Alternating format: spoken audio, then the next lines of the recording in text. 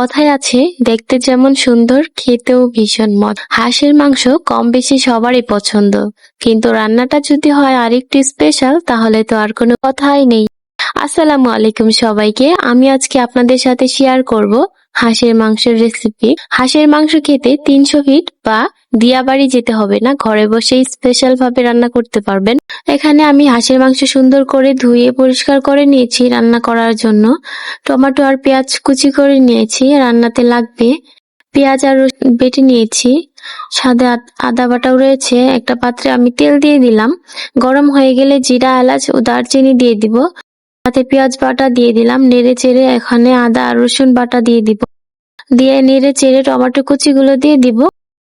তারপরে আমি এখানে গুঁড়া মশলা অ্যাড করে দিব। লবণ দিয়ে দিলাম, মরিচের গুঁড়া, হলুদ, সজের গুঁড়া, এখন দিয়ে দিলাম জিরার গুঁড়া, দিয়ে পানি দিয়ে দিব। কষাতে হবে।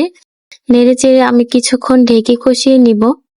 টমেটো দেওয়ার কারণে তরকারির কালারটা ভীষণ সুন্দর হবে। অবশ্যই ট্রাই করবেন এভাবে রান্না করার, ভীষণ মজা হয় এই রান্নাটা। অনেকটাই কষানো হয়ে গেছে, উপর দিয়ে তেল ছেড়ে দিয়েছে। এখন আমি নেড়ে চেড়ে দিলাম, দেখতেই পাচ্ছেন মশলা কষানো শেষ। এখন আমি মাংস দিয়ে দিলাম, নেড়ে চেড়ে দিব মশলার সাথে ভালো করে।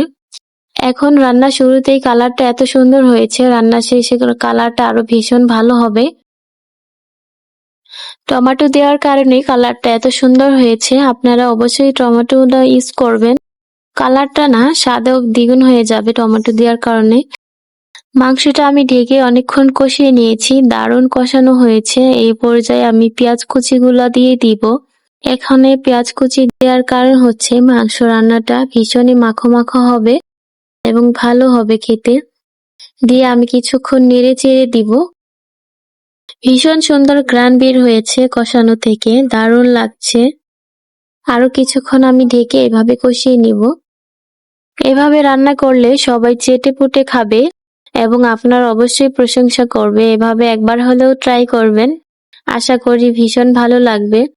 এখন আমার কষানোটা প্রায় হয়ে গেছে, আমি আবারও নেড়ে চেড়ে দিব।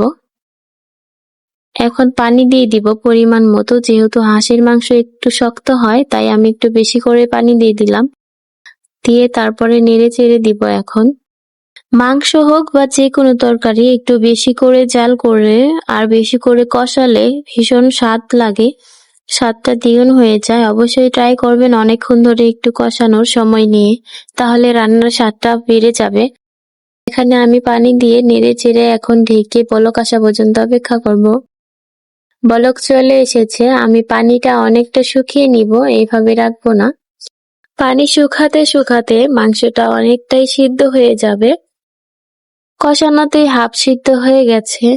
আমার তরকারি রান্নাটা দেখুন প্রায় শেষের দিকে, অনেকক্ষণ ধরে জাল করে পানি শুকিয়ে নিয়েছি। এখন উপর দিয়ে আমি জিরার গুঁড়া দিয়ে দিব। একটা শুকাবো না, আমি একটু ঝোল রাখবো, সেজন্য আমি এখনই নামিয়ে নিব। তাই জিরার গুঁড়া দিয়ে একটু নেড়ে চেড়ে দিলাম। তরকারির কালারটা দেখে অনেক লোভনীয় লাগছে দেখুন। এখন আমি পরিবেশন করে নিব। আপনারা নিজেই দেখুন, তরকারি রান্নাটা জাস্ট দারুণ হয়েছে। বাহিরে না খেয়ে ঘরে নিজে এভাবে রান্না করে পরিবার সহ খেতে পারেন। আমার ভিডিওটি ভালো লাগলে লাইক, কমেন্ট এবং শেয়ার করে দিবেন, আমার পাশেই থাকবেন।